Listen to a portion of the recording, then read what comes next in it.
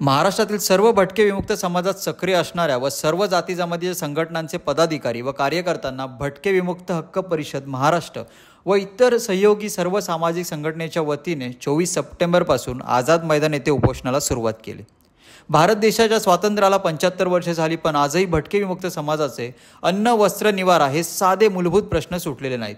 भटके विमुक्त समाजातील लाखो लोकांना आजही राहण्यासाठी हक्काचे घर नाही, शेत जमीन नाही, रेशन कार्ड नाही, जात प्रमाणपत्र नाही, मतदार ओळखपत्र नाही, म्हणजेच भटके विमुक्तांना एक प्रकारे भारत देशाचे नागरिकत्व नाकारण्यात आले।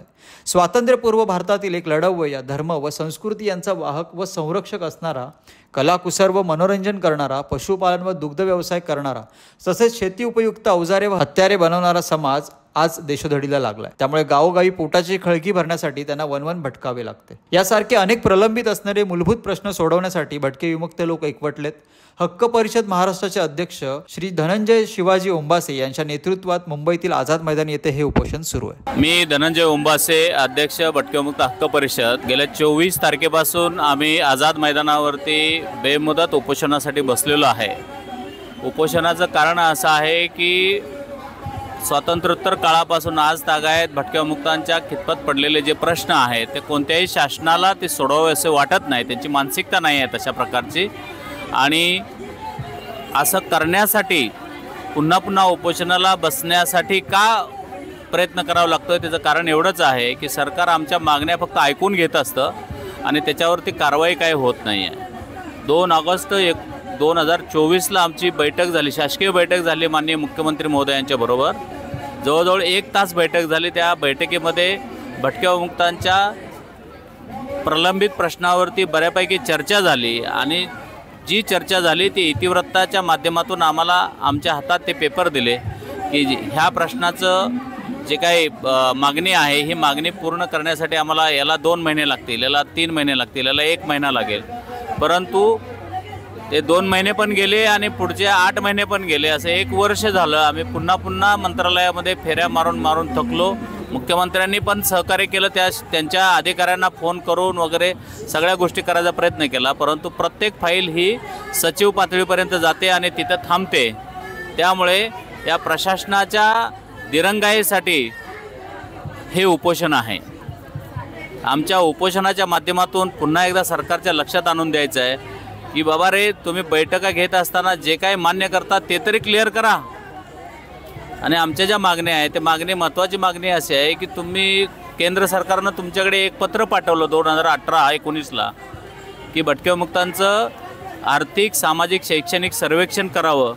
त्यासाठी केंद्र सरकार तुम्हाला पैसे द्यायला तयार आहे, परंतु महाराष्ट्र शासनाने 2024 उजडला, आता संपत आलं, तरीसुद्धा तशा पद्धतीची प्रक्रिया काही केली नाही आणि केंद्र शासनाला याबाबत कोणतीही माहिती दिली का नाही अद्यापपर्यंत मला माहिती नाही।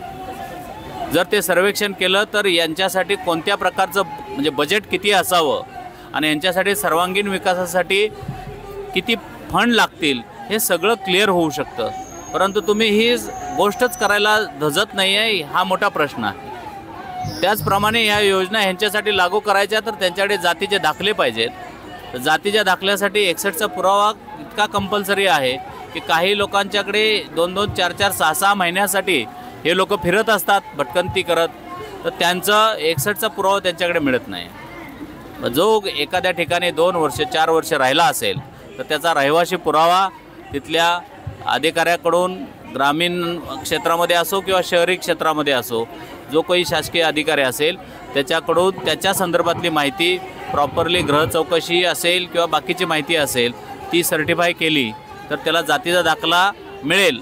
असा 2008चा JR पुन्हा पुनर्जीवित करावा अशी आम्ही मागणी केली होती, परंतु त्याचंही सचिवापर्यंत ते कागदपत्र गेलेले आहेत। JR तयार आहे असं आम्हाला सांगतात, परंतु तो डिक्लेअर करायला का लेट होत आहेत हे आम्हाला काही कळत नाही। दुसरी गोष्ट, क्रीमी लेअरची अट मला वाटते आता डिक्लेअर केली की क्रीमी लेअरची अट आता काढून टाकलेली आहे। वंचित भटके विमुक्त जे आहेत, जे भटकंती करत त्यांचं भिक्षा असेल किंवा दुसरा त्यांचा छोटा मोठा व्यवसाय असेल त्यासाठी महाराष्ट्रभर देशभर फिरत असतात, पण त्यांच्याकडे कोणत्याही प्रकारचं काही पुरावा नाही आहे आणि त्यांच्यावर होणारा जो अन्याय आहे, जसा राईनपाडा असेल किंवा इतर घटना घडलेल्या आहेत, म्हणजे पालघरची घटना घडलेली आहे, तर त्यांचा वाली कोणी नाही आहे. म्हणून त्यांना ॲट्रॉसिटीच्या कक्षेमध्ये आणावं आणि त्यांना एक संरक्षणाचं कवच द्यावं अशी आमची मागणी आहे.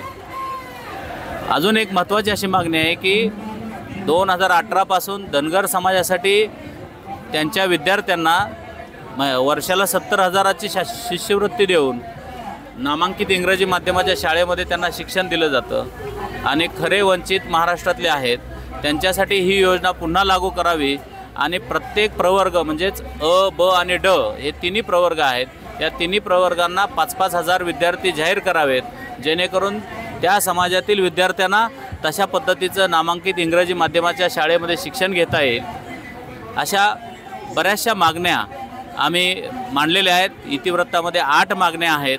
त्या 8ही मागण्या शासनानं पूर्ण कराव्यात अशी आमची अपेक्षा आहे.